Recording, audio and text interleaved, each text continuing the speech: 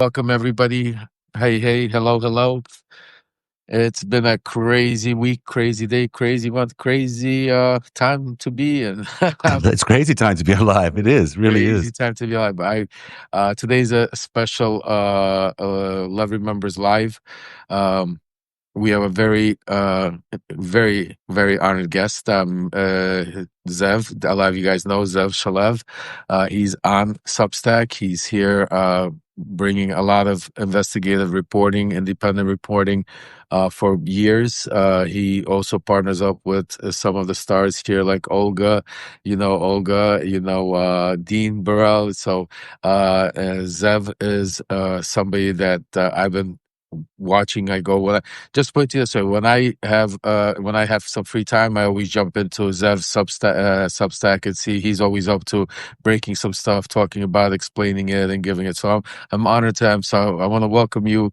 Thank you for coming. Thank you, because I think this is a very interesting subject. Well, thank you, Lev. I'm a big fan of yours too, and I can't believe the amount of hours you put in here.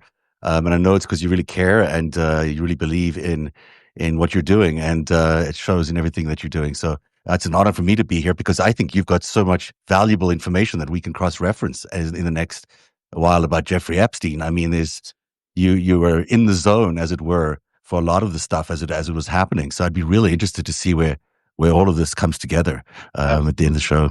Yeah, and I'm excited also because for those of you that know, I'm not a Jeffrey Epstein expert. I mean, I don't know all the stuff. I did not go, I was busy with my own case at the time when he got arrested. It was around the same time, 2019, and whenever his thing. So I was not interested. Plus, I think he's a disgusting man, but I know enough about it. And the whole thing about it is I know enough that's going on behind the scenes, and I know enough about what the people that are involved and the way what they're doing and the reasons why they're doing it. So I'm definitely excited to hear some of the information, because I want to give you a quick little background of Zev when it comes to Epstein.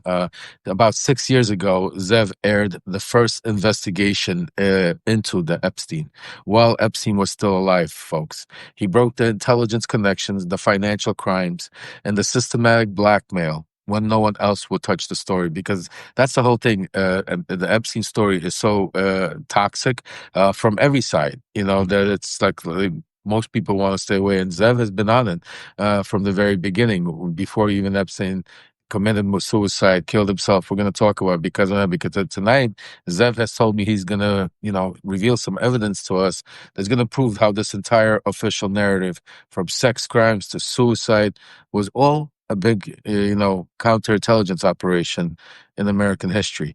And I am extremely curious because, a lot of people, when they hear Epstein, they right away connect it to sex crimes, child Yeah. trafficking, which is the disgusting and I think that's not even disputed by anybody now. I mean, Ghislaine Maxwell's in prison. Epstein, there's enough information for him to have gone. That's why they indicted him, and we'll get into a lot of because I'll tell you an interesting part. For those of you who don't know, one of the a Dominican gentleman that was serving time with me in Otisville. Prior to him coming over to Otisville, he was serving time at MDC Yeah. with Epstein, Well, that's and interesting. he was actually the first one, because he was on cleanup duty. He was the Hmm. first one to clean Epstein's cell after his death, and he also, I've never spoken about this, and he told me, so we're going to discuss some of these stories That's really also interesting. today.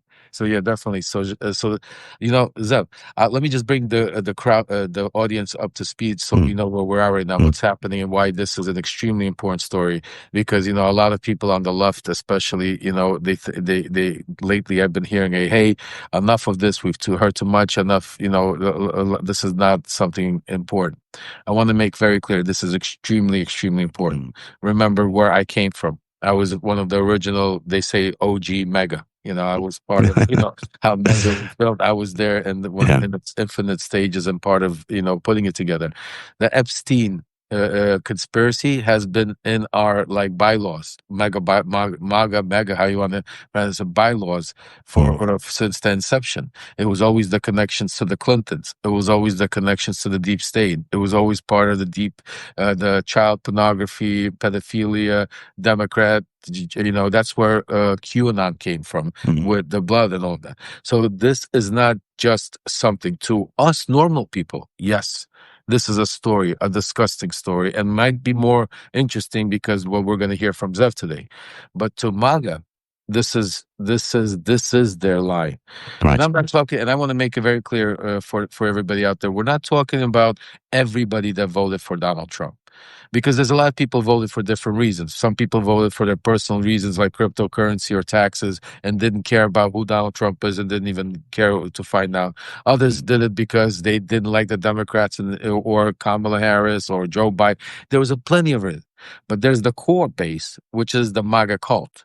And that cult, if you guys have been watching, reading my Substacks, listening to Olga and Zev on what we've been reporting, that the cult hasn't been cracking. Yes, you've been seeing, like Elon Musk and others, but that's not the cult. These are people that came in that are there for their own personal interests. You saw people that are started going away from because of tariffs, because of his flip-flopping on Israel and the Middle East, about the way he's been doing Russia, Israel. So there's a lot of reasons, why people have been flip-flopping Congress.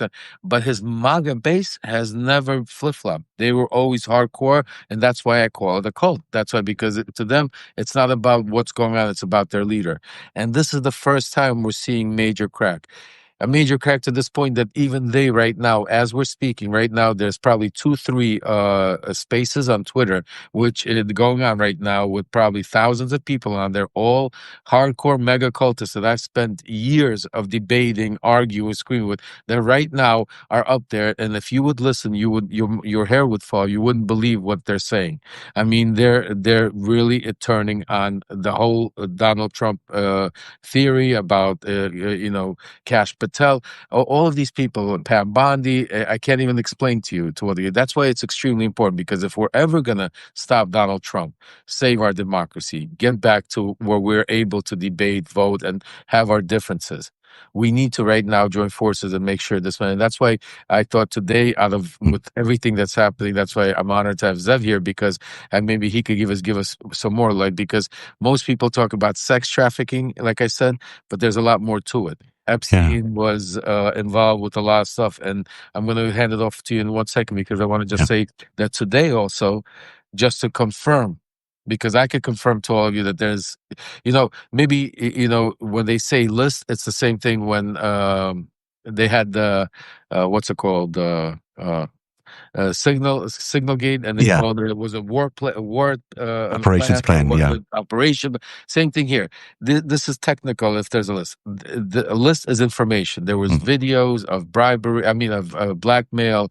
There was sexual videos. There were lists of contacts, people. So exactly, word games, Dimitri. That's what it is. What word sound. But there was information that for the past several years, Donald Trump, Pam Bondi, Dan Bongino, Cash Patel, especially Dan Bongino. I mean, they had podcasts. They made Yeah. millions and millions of dollars, Made the careers.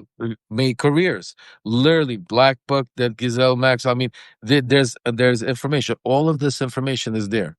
And all of a sudden, Trump decided to squash it. And we're going to get towards the end of why and my reasons, my context. But I want you to talk about. But before I get it off, and right now, literally a few hours ago, I don't know if you've seen it.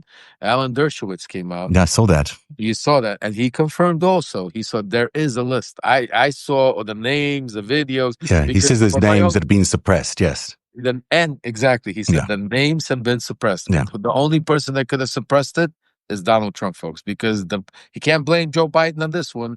He can't blame, because he's in control. He has all the Yeah. reins. Zev, Well, some of take the it away. suppression did come from the judges themselves, who didn't want a lot of this information out. But there's sort of many sides to Jeffrey Epstein. Jeffrey Epstein was not just a sex exploiter. That was one of the things he did, in order to but that was sort of a side thing he did, almost to secure the other stuff he was doing. The other stuff he was doing was financial crimes. He used to call himself a bounty hunter for people, and he used to describe how for rich people, he would get money that was lost or stolen, and he was able to retrieve it. But as it turns out, a lot of what he did, like he did with Towers Financial, you remember this guy named Steve Hoffenberg. Steve was the CEO or chairman of Towers, and he hired Jeffrey Epstein as an advisor to Towers. But it was in a special kind of advisor role, because what they were trying to do is really turn this company, which had become a bit of a Ponzi scheme, and bankrupt it. They wanted to bring it down. Now, maybe that wasn't so clear to Stephen, but it certainly was what Epstein was trying to do, and then he did succeed in doing it. Ultimately, Hoffenberg went to jail for 18 years for a crime that he says Epstein actually devised and came up with. But it's that little model that has always intrigued me, that, Epstein was always in these companies where he would go in, he would collapse them, and then he would always end up getting a bit of money at the end of it. So that's one side of him, this sort of this other financial crime side of him. Then there's the espionage side of him. And this is where, 6 years ago, I stumbled onto the story by accident. I was just doing something like this on YouTube, like a two-way show, and we wanted to start a podcast. So we thought, let's do a series. Let's find a good topic to do a series on. And Jeffrey Epstein seemed like a good enough topic. 5 days before the series began, Epstein was arrested and landed up going to jail. So the timing was pretty good, because we had already done a lot of research. We were ready to go. About 3 or 4 weeks into this series, he was dead. And so during that time, we were the only people really reporting in depth as to what was going on. And we had sources like Hoffenberg, who was still very close to Epstein and to Epstein's team, who were telling us what was going on inside MCC, who was telling us that actually at the end there, Epstein was giving up names. He was talking to prosecutors about what he knew. And that's possibly the reason why he was killed. He was giving away a lot of the information about his espionage side. And so that was really intrigued me, because I thought, well, that's something we've got to nail. Is, if he was a spy, who was he spy for? And there were a lot of possibilities. Some people had said he was a CIA agent. Some people said he was MI6. Some people said it was KGB. And some people thought he was Israeli. But, it was really hard to nail down. Those are not the kind of things you can just go and look up in a directory or do a perplexity search for. You just didn't find that information out. But Hoffenberg told me almost off the cuff one day, as I was talking to him about a whole bunch of other things. He said, I said, well, why wouldn't you tell me who he spied for? He said, you really want to know? And I said, yeah, just tell me. And he said, Israel. And I was blown away when he said the word Israel, because I'm Israeli. I was born in Israel, and I never think of Israel as conducting spy or espionage activities against America. I'd never think of that as other than there's one example of Pollard, but I never thought, there would be the sophisticated espionage campaign going on. But I was like, okay, I'll put that in my back pocket. I can't go with one source on that. I'll just think about that. And, I was building information to try and figure out how to prove that. And then a few weeks later, I was able to get an interview with Ari Ben-Menashe, who was the handler of Robert Maxwell back in the Iran-Contra days. He's kind of a famous spy figure in the world. Now, he also is a bit compromised. He works for a bunch of other people. But he invited me to Montreal, where he told me on the record that Epstein was a spy for the Israelis. He worked for Israeli military intelligence, the same arm that he was a commander in years earlier when he was working with Maxwell. And he gave me, the exact reason that they said that they were doing it, and that Epstein was sent into America was to stop Clinton. There's a big fear amongst the Israelis that Clinton would become another Carter, a very left-wing, very left-leaning, pro-Palestinian guy, and they did not want him to do that. So they sent Epstein in really as to compromise him, to get close to him, to compromise him through money, and to compromise him through other means. And I would say in some regards, that turned out to be very successful. Epstein became one of Clinton's closest friends in some ways, and also financial advisors in terms of setting up the Clinton Foundation. But that's where you get a lot of the Clinton stuff. I'll just say one quickly thing before I just wrap up this little section. But there's the reason why there are so many Democrats in this list, in the so-called list, is because what Epstein and Ghislaine were doing was they were trying to blackmail Democrats. They were trying to get compromise on the Democrats because they were fearing that the Democrats were going to be too left-leaning. So that's what they needed the dirt on them for. So you don't see a lot of Republicans going down to the island, and you don't see a lot of Republicans on this list because that wasn't the target. The target was Democrats. The target was about Clinton, making sure that there wasn't going to be a giant peace deal with the Israelis and the Palestinians. And that's why it looks to everyone from the outside like it's some sort of democratic cabal. But it's not. What it really is Epstein going after the Democrats to try and compromise them in order to have a greater leveraging power if there ever was a negotiation with them on Israel. Well, let me ask you before we move on to different Mm. topics, because some of the things that I've been hearing, and maybe you could tell us here, is that it wasn't just the Democrats, but and some Republicans. Well, first of all, let's also remember that Donald Trump was a Democrat at the Yeah, time. He was not a Republican, so it right. would make sense why he would be on the list. And we know he's on the list. That's 100% that he's been on the flight logs. He's been friends with Epstein. Epstein's been to Mar-a-Lago. Today, I was on JoJo from New Jersey, and she even broke some stuff I heard about, saying that Don Jr. called him Uncle Jeffrey at some points when kids were growing up. So, I mean, they definitely had a relationship. They also came from that mindset. It's just that it's like, back in that day, Donald Trump even said himself, he had those, Miss Universe pageants, and he'd walk in on these young girls while they're changing because, he could do that. He always, made comments on Howard Stern about liking them young and all of that. So, again, we don't need to have a smoking gun, as they say it, or we have use common sense, and we could see that if it's thunder outside and that we come out and it's wet all over the place, we could say it rained. We don't We have to see can. the actual rain come down. We can also So, say something else, though, because here's the thing. Trump, I don't think, ever went to Epstein Island. He was never a victim of the blackmail. For Trump, he was more like a parallel figure to Epstein. They were operating in the very same way, in very similar circles. In fact, the one big tell there that I keep finding so fascinating is for the last 6 years, between 2013 and 2018, they both banked at Deutsche Bank, at the wealthy clients section of Deutsche Bank. Now, there's a reason for that. Deutsche Bank went after people that were rich but couldn't get funding anywhere else because they were a little bit on the dangerous to loan side. And in Trump's case, he'd lost a lot of money and needed these new loans. And in Epstein's case, he had been convicted of this child abuse. So, no bank wanted to deal with him. But somehow Deutsche Bank found a way to accommodate both. And it just strikes me as being really interesting that their financial careers started aligning with Bear Stearns, with Ace Greenberg at Bear Stearns. And they both sort of ended their interactions with each other at the end there with Deutsche Bank. And there's a lot more linking them between the two. wow, But you just said something crazy because I have a little story with Bear Stearns and Ace Greenberg. oh Ace yeah, Greenberg, yeah, actually, Ace Greenberg.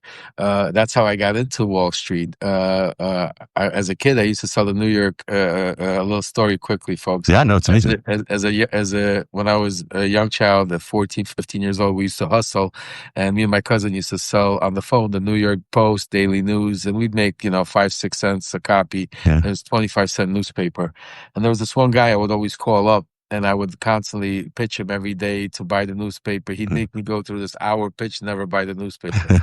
Finally, one day I left. I left on to doing other things. I actually went to Russia at the time to do stuff as I was getting older. And my cousin stayed behind. When I fast forwarded 3 years later, when I met my cousin, or 4 years later, after not seeing him for all this time, he drives up in this Lamborghini or Ferrari at the time, it was a red yeah, Ferrari. And I was like, who did you kill? He's like, Wall Street. I go, Wall Street? We're Brooklyn kids. Like, how'd you get into Wall Street? He goes, remember that the old dude that you were pitching all the time to buy? Well, he goes, yeah, when you left, finally, like a week later, this is how sometimes faith has it. yeah. A week later, that guy happened to tell my cousin enough with the pitching, thinking it was me. Oh, It was like, yeah, and I stole your Lamborghini. he goes, come on in. It was Ace Greenberg. Ace Greenberg Right. brought him into Bear Stearns, and my cousin started working for Ace and Green also. So What year was that? Do you remember the year? This was, I'll tell you, 88, maybe 89. I think Epstein was there at the same time or similar time. Wow. Yeah, if I'm not mistaken, I'll have to go back and look at the timeline. But Please, uh, I'd be yeah, actually because Epstein was also a young guy that Aceberg sort of picked up out of, he was, had no career, no history in any of this. He was a math teacher or something like that. And suddenly, out of the blue, he became a senior broker. And I think Ace Greenberg did a lot of what you're talking about, finding young guys with, who looked smart and who had potential and turned them, yeah. That's really interesting to hear. Greenberg, of course, was larger than life. yeah. He was this huge character on Wall Street, and he was Donald Trump's number one banker of choice. He would anytime Donald Trump needed anything, he would call Ace Greenberg, and Ace would often find him things that he needed. In Epstein's case, it didn't last so long. In Epstein's case, it lasted about a year or so that he was at Bear Stearns until he was fired for what looked like financial irregularities with this Seagram's family, with the Bronfman family, and Yeah. and so that's the end of his career. We thought at Bear Stearns, but actually, one of the things we're discovering now, as I'm going back through all this data, is that actually he never really left Bear Stearns. He left officially, but he had an offshore, Yeah. offshore with Bear Stearns called Liquid Financial, which years later actually got a bailout from the federal government. And I'll go into that in a story next week on narrative. But it is interesting that we're still finding out fresh information about Epstein because of this thing that the Department of Justice has put out, saying that, none of the stuff about Epstein is true. There's nothing to see here. All of us are going back into our files. We're looking back at our histories here and realizing that there is a lot more that still hasn't been told about these guys. And it's fascinating to be able to do that now. And it's, frankly, very destructive to the Trump administration. I'm sure this is the last thing they wanted to happen. Well, not only that, I want to read a letter right now to you folks. This is February 27th, 2025. This letter is from then she just became Attorney General Pam Bondi, and she was writing to who just became the FBI Director Kash Patel. It's so funny. Now, these are the two people that have pushed the propaganda on the Epstein file and promised MAGA that the first thing that they do is they're going to release the file. So this is the letter she writes. This is an internal letter. This is incredible. Before you came into, Dear Director Patel, before you came into office, because she was confirmed before him, I requested the full and complete files related to Jeffrey Epstein. In response to this request, I received approximately 200 pages of documents, which consisted primarily of flight logs and Epstein's list of contacts. So there are lists. I mean, it's a contact list I think we've all seen, probably. Yeah, I mean, we see so. And the list of victims' names and phone numbers. More lists. I repeatedly questioned whether this was a full set of documents responsive to my request and was repeatedly assured by the FBI that we had received a full set of documents. Late yesterday, I learned from a source that the FBI field office in New York was in possession of thousands of pages of documents related to the investigation of the indictment of Epstein. So now we got thousands of pages. Despite my repeated requests, the FBI never disclosed the existence of these files. When you and I spoke yesterday, you were just as surprised as I was to learn this new information happened. So, folks, they had this conversation and they said, okay, now after this, write this letter to me. Yeah. And she's like, to document what we're going to do or how this is going to go down or what's going to happen. This is how corrupt these people are. And this just gives me flashbacks of when we used to be in Washington doing our Ukraine stuff. By 8 a.m. tomorrow, February 28th, the FBI will deliver the full and complete Epstein files to my office, including all records, documents, audio, video, recordings, material related to Jeffrey Epstein and his clients, regardless of how much information was obtained. There will be no withholdings or limitations to my or your access. That's interesting. that the FBI withheld the stuff. But the thing is, we're not going to find Donald Trump's name in the way everyone thinks we're going to find Donald Trump's name. There's no doubt in my mind that they did things together, and that there was that one indictment where there was a young woman or young girl involved in a horrific sexual act with both of them. But what we are going to be able to see, and because this is what we documented in the series 6 years ago, is how close Epstein and Trump were. I mean, if you look at a map between Mar-a-Lago in Palm Beach to Epstein's home, it's 1.7 miles away. It is literally a 3 to 5 minute drive between the two of them. They would spend a lot of time with each other. Every time Trump had his club open, anytime he had an event, Epstein was there. And so was Epstein's Ghislaine, and so was all these other people. And at his house, Epstein's house, always had people there as well. Some of them were young women who were giving these massages, but some of them were not.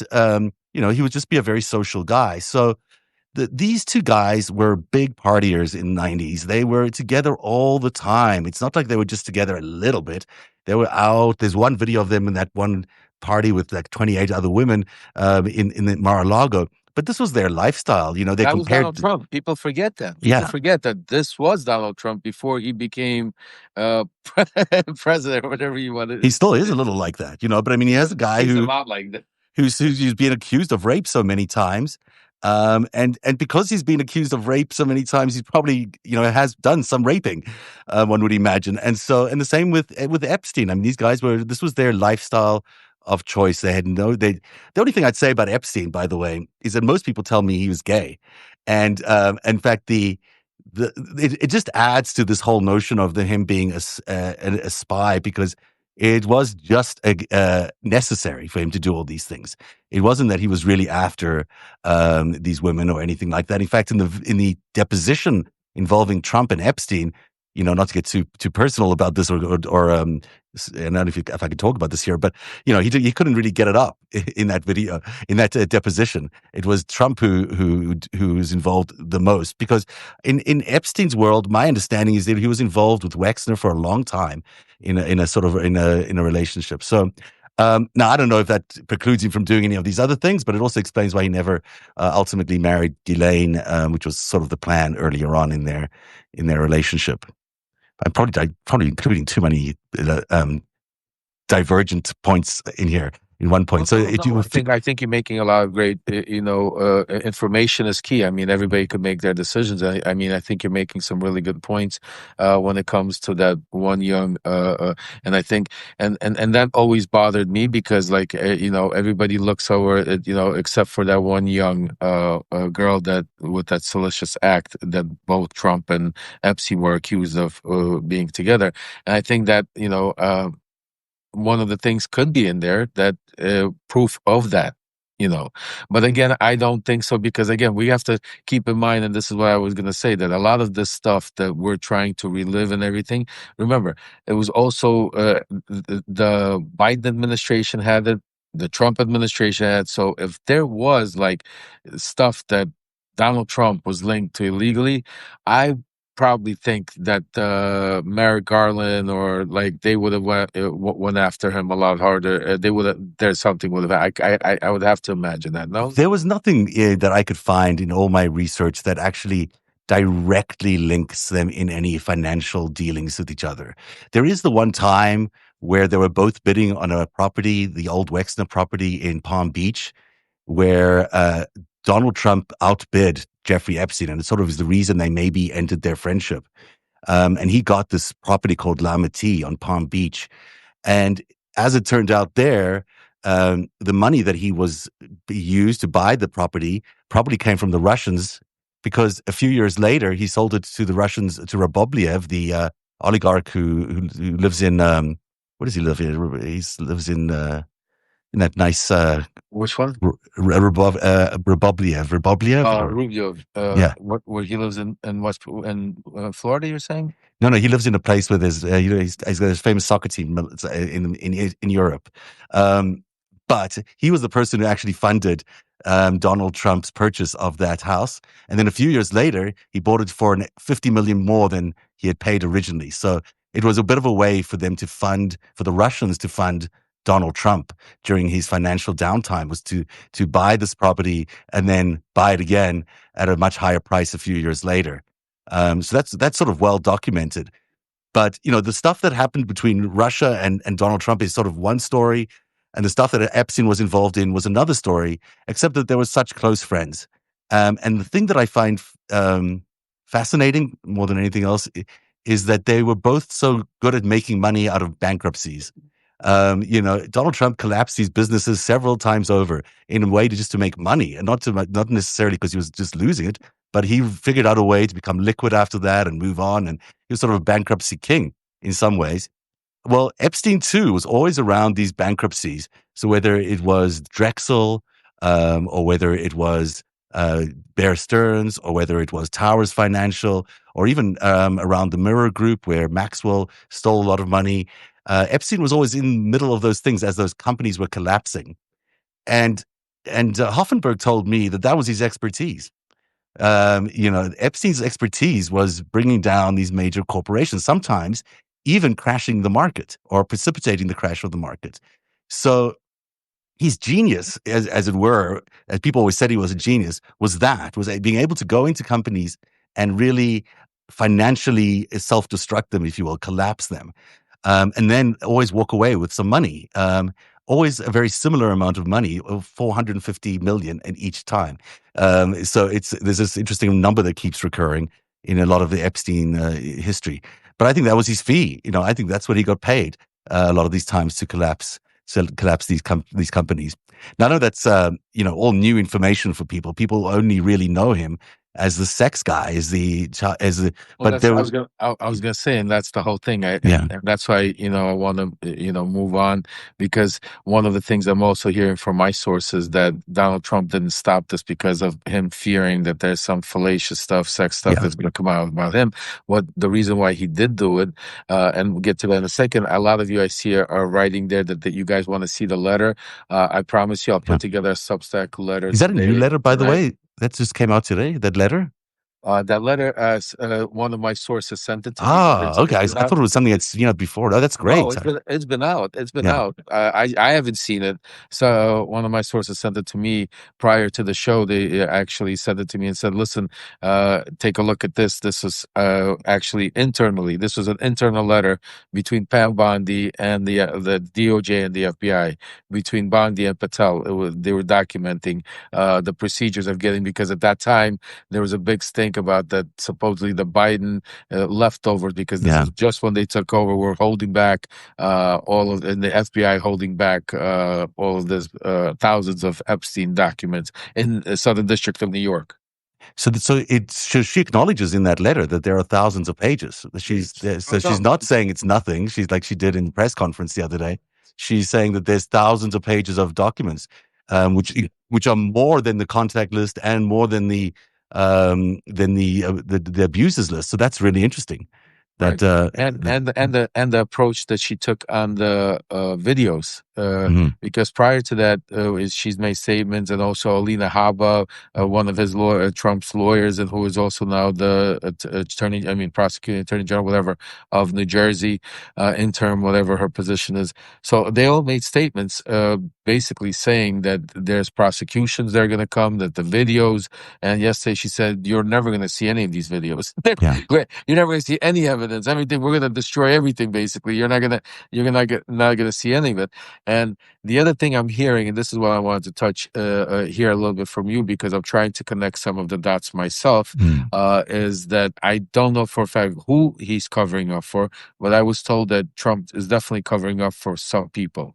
Now, right away, I assumed it was financial. So right away, I thought to myself, there's probably people on this list that are financial, that he's trying to maybe make money, because I know Trump is very transactional.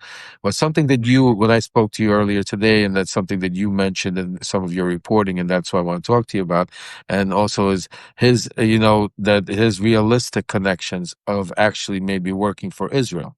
Why I'm saying that to you, and I'm Jewish, and I'm not here to try to stir, but the truth is important, and we need to, it doesn't yeah. matter who's it for.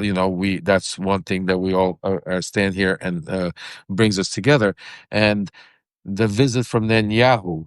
coincided with how Yeah. this all played out, and then the letter from Netanyahu to Trump about the Nobel Peace Prize, the Trump also, the way everything in Iran, Russia. I mean, we're not going to get, those of you Yeah. that follow me know how I've been, breaking all of that down.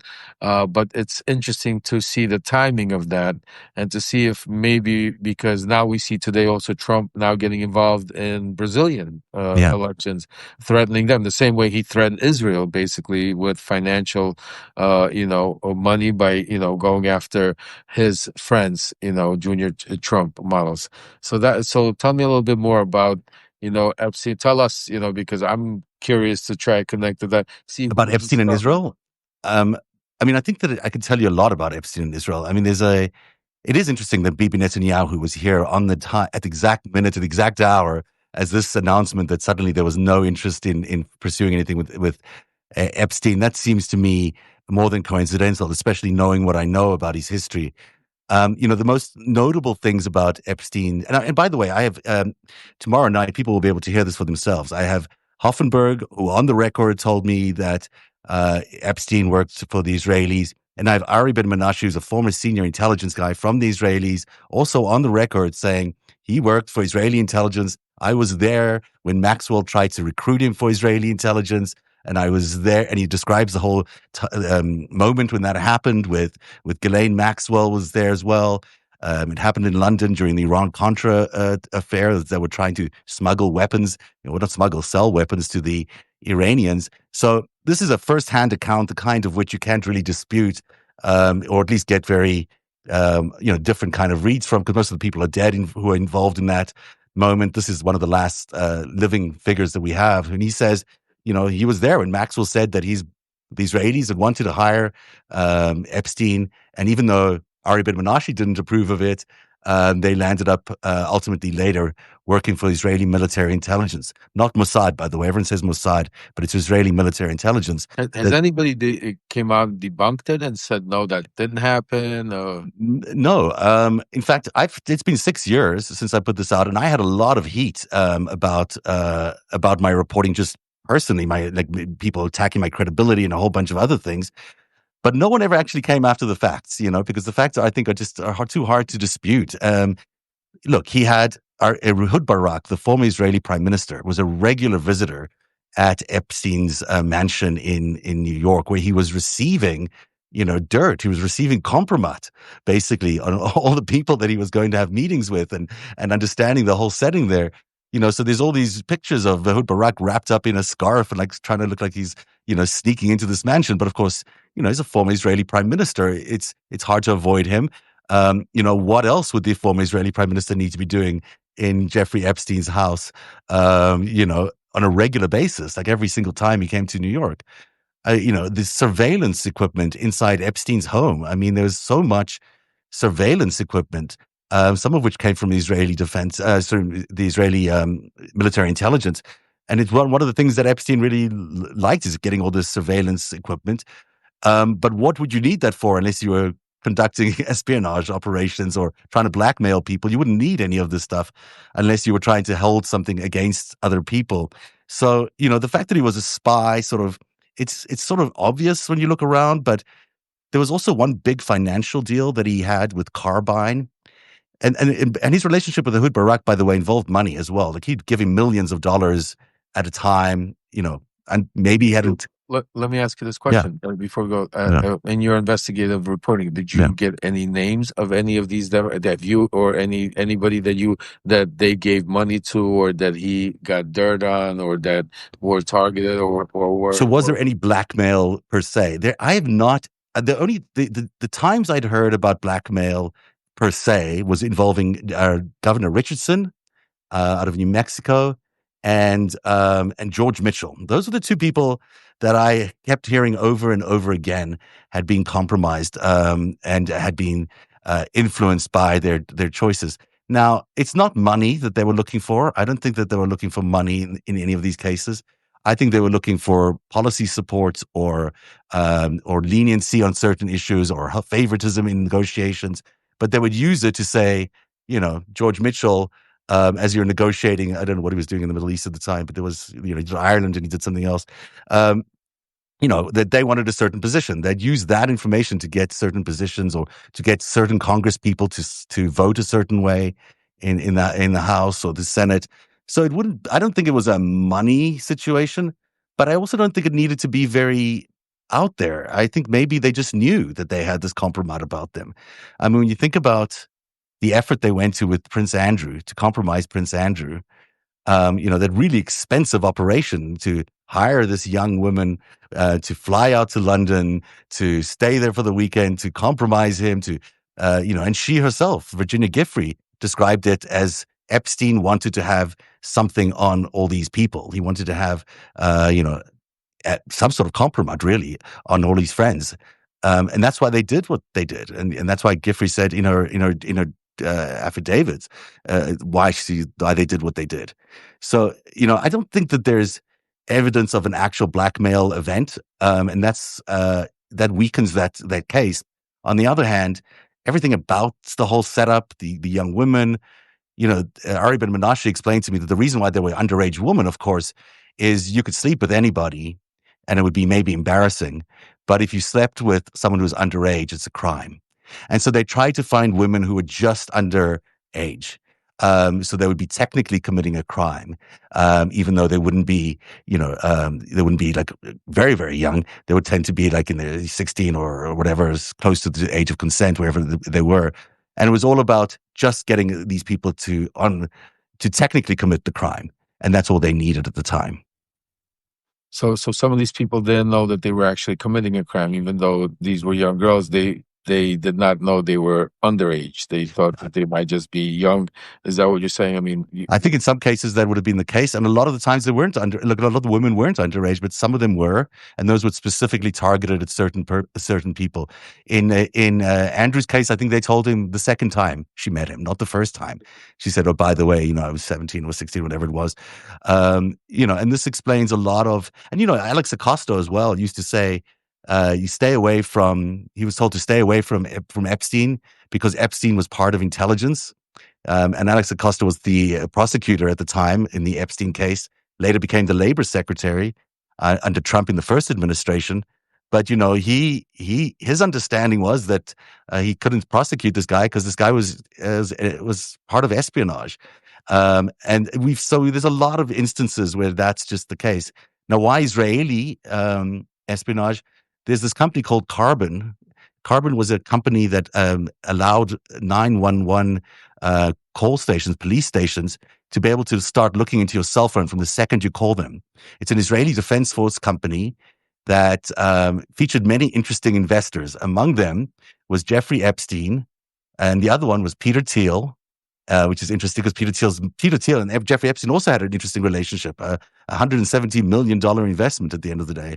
And also Eric Prince's number two person from his company was also part of this company. But that Carbon company it's Carbyne, by the way, was birthed out of the unit 8200, the Israeli 8200 unit, Israeli Defense Force unit, and it was sort of a front.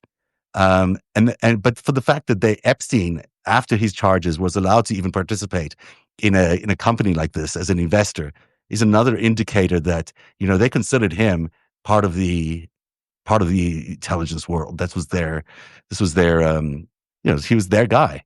And so was Ghislaine, I think, and so was Ghislaine's dad. Robert Maxwell was part of Israeli intelligence as well. So there's all this stuff that you can sort of argue your way around this, as you pointed out. You see someone's out in the rain and they're wet. Boy, I mean, it's hard to see how it could be any other country and any other role that he was playing when you've got all this sourcing, all this information, and then all the motive to do it. Well, it's interesting you just mentioned Gillian also, that she was part of that.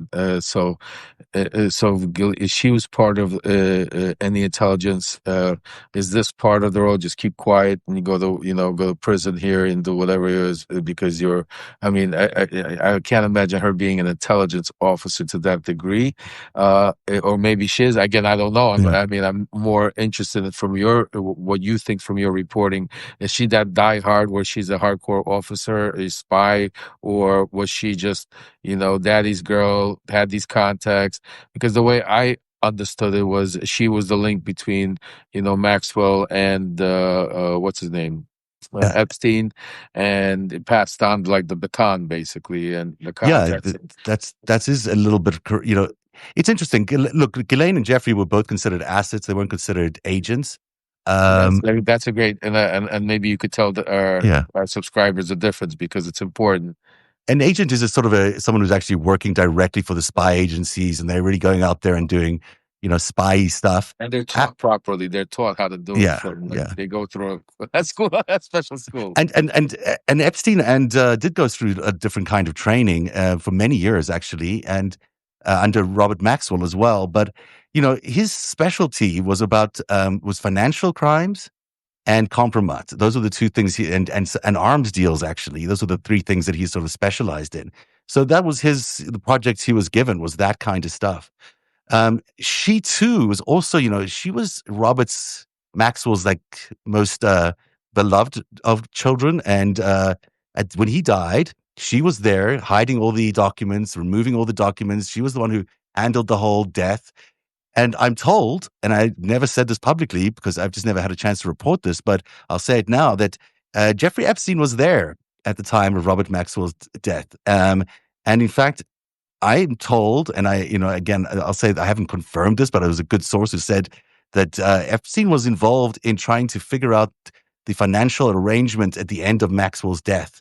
The Israelis had suddenly wanted their money back, and he had to steal the money. He did end up stealing the money from the Murrah pension fund in order to pay the Israelis back, because he'd kept all the proceeds from the Iran-Contra affair for himself. But it was Epstein, who's such a financial whiz, who was helping negotiate that.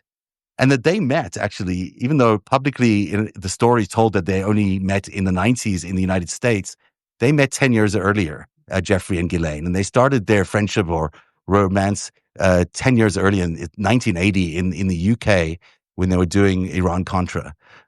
So, their story is much more intricate and much more lengthy. And the whole plan to take over Robert Maxwell's empire was a plan. It was hatched by a guy named uh, uh, Lease is his last name. I can't remember his first name. It'll come to me in a second. Douglas Lease. And Douglas Lease was an arms trader for the Queen. And somehow Epstein worked for him during the Al Yamana arms deals that they conducted, and it was his idea, Lisa's idea, I'm told, to basically construct this whole hierarchy, or not hierarchy, this passing on of the Maxwell espionage business to Epstein and Ghislaine. And that's why when they arrived in New York, that was already part of the plan. I suspect they also got a lot of the money from Robert Maxwell. I think they got a lot of money. He died apparently bankrupt, but I don't think he was really bankrupt. I think they got the money.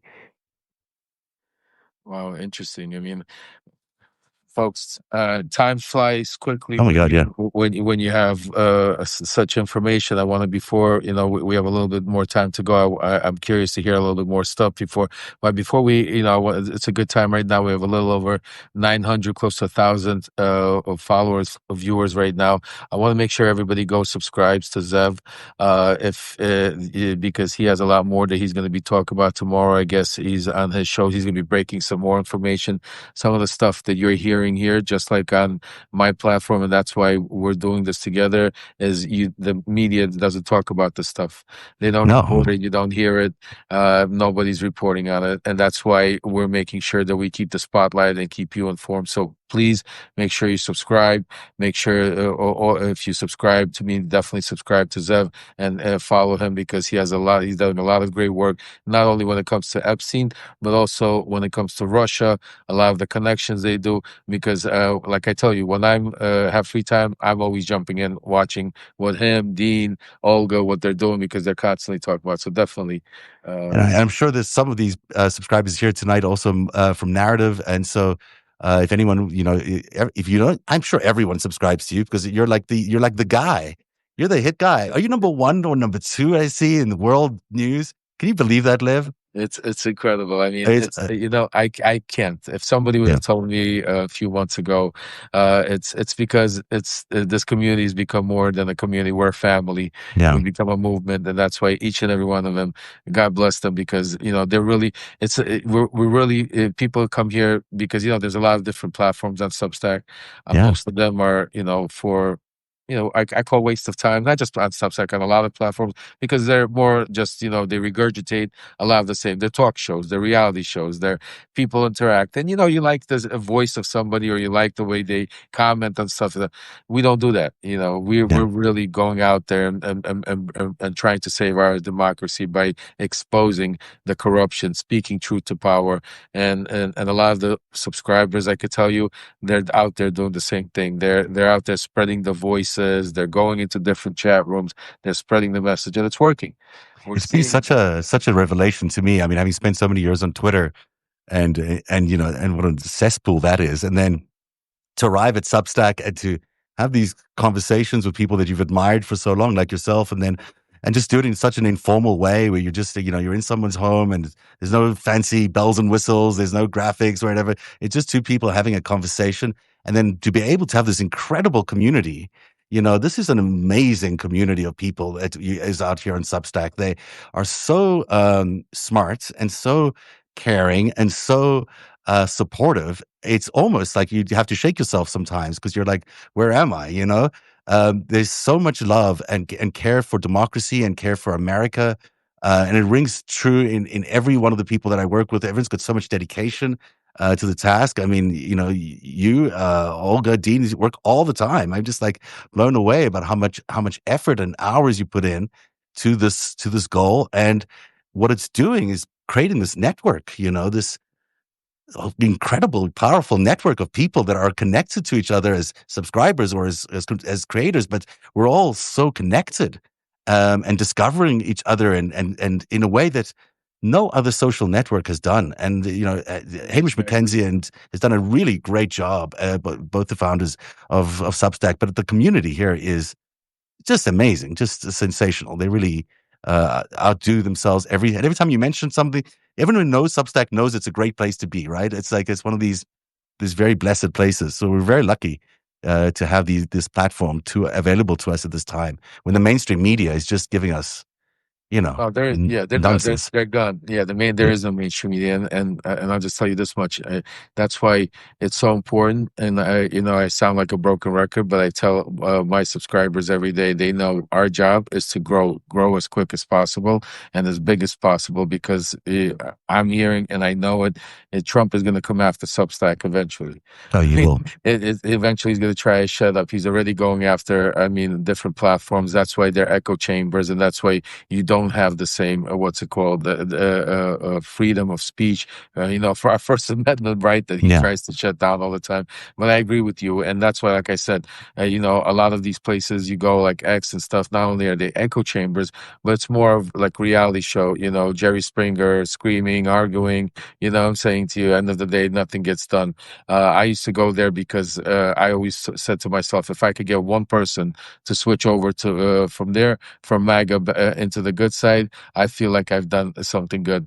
But here on Substack, like, you're right, it's refreshing because majority of the people here really care about their country, and majority of people that even are not from America care about their world, because what's going on is not just in America. We're seeing the Middle East on fire. We see Mm. Eastern Europe blowing up every day.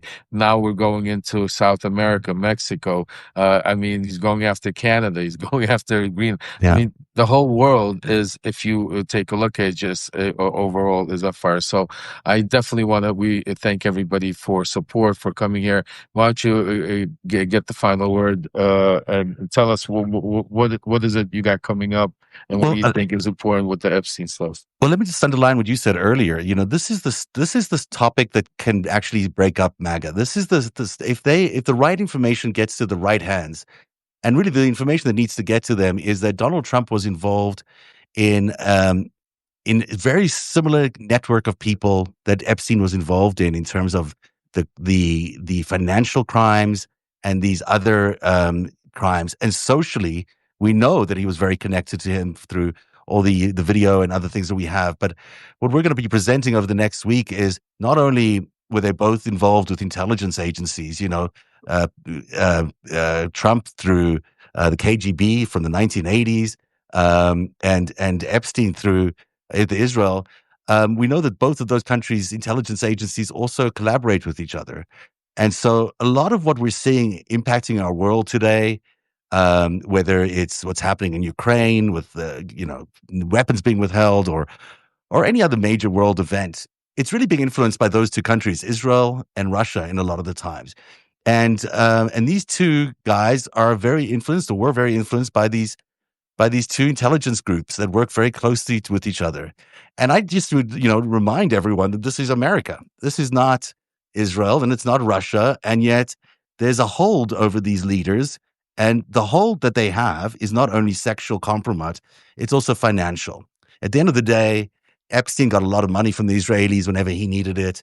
And the Russians gave Trump a lot of money whenever he needed it in order to come out of his many bankruptcies and all of that. And that's the whole. These guys are beholden to Putin. They're beholden to Netanyahu. And we can't have the leader of America, the leader of this great nation, this free country in the world, being beholden to an autocrat. I mean, it's just, that's what MAGA needs to see and hear, that there is a long track record of this. And so tomorrow night at 9 p.m., it's 6 years to the day and the hour since we first broadcast The Secret Life of Jeffrey Epstein. I look like 10 years younger, 20 years younger, I don't know. But this job ages you.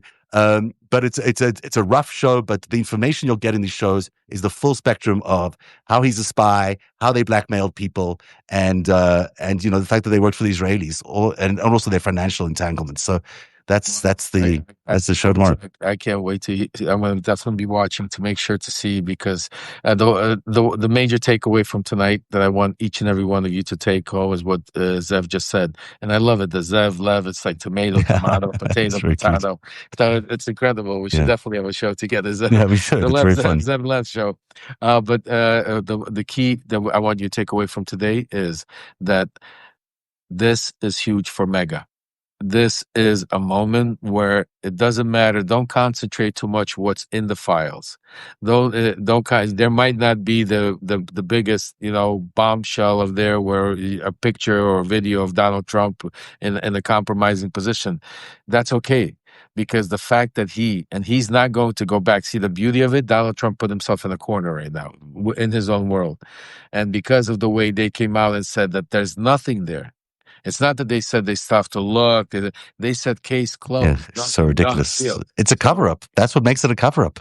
Exactly. And even in their own MAGA base sees that it's a cover-up. Yeah. They know it's a cover-up, and that's why this is not going away. And we're not going to let it go away, even though the media is already shifting, but we're not going to. So make sure. But before you go, Zev, I want to share something with all of my subscribers. I have some very happy news a little bit today that I want to share. And since you're with us, I want to share it with you also. So a little earlier today, while I was doing my show Unleashed with Michael and Malcolm, I got an email from this group. It's the group is called where are they? The Whistleblower. It's the Whistleblower Association of Washington D.C. Summit. They've been around for 13 years, and they sent me a telling Mr. Parnas, this year we would like to award you the prestigious Pillar Award. Wow. It's going to be awarded to also Senator Tom Tillis from North Carolina, Senator Sheldon Whitehouse. Oh, wow. And also Jerry Ashton, the co-founder of a medical debt company, and yourself, for your extraordinary political courage. Telling the truth is a thankless task. Many people face some of the most form of retaliation as a result. While we cannot undo the harm whistleblowers face, we do intend to bring awareness to the good that comes from their courage. Truth tellers deserve recognition, and we use the prestigious Pillar Award to recognize their exceptional bravery. And the Pillar Award that I found out today was amazing. The first Pillar Award was named after Frank Pillar. He was the security guard who foiled the break-in at the Democratic National Committee in Washington, D.C. during the Watergate Hotel in 1972. Wow. Wow. What an honor. Yes, That is incredible. And the company you're getting presented there with are remarkable people. I mean, they're just among the very best, and you deserve it. You know, thank you. everything I've seen of your work has been so heartfelt, and you've really shown the world that you can transform, and how was easily you were able to do it. I don't know if it was that easy, but you've been able to you know, show a beautiful transformation, and that's a very hard thing to show. And the work you do is exemplary, and the amount of hours and dedication you have for it is really, really amazing. So, you know, it's an honor to get to know you, and I really appreciate your work so much. So, I'm glad you're getting that award. You deserve it. I appreciate that, and I'm happy to have you here on a day that I'm sharing it with all of my Substack subscribers. Guys, again, make sure you go out there, subscribe.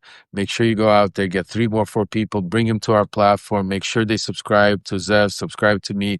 Make sure you pass what you heard today. The media is not going to talk about. Nobody else of the pundits are talking about this. So make sure you go, you restack it, retweet it, you send it far and wide, and make sure everybody hears, because you are our megaphone. You are an extension of our voices, because that's what we're here. So thank you, guys. Have a great night, and stay tuned. I have a Substack letter coming out later today with the letter and some of the stuff that we spoke about. And if you missed it, there's a lot that I'm going to coming down the pipe. So definitely subscribe, and I'll see you guys. Have a great night. I'll see you tomorrow, Zev. I look forward to seeing that your investigative work. Can't look Thank you forward. so much, Lev. Thanks for having me on the show. Thanks. Bye, Take care, guys. everybody. Have a Bye great bye. evening.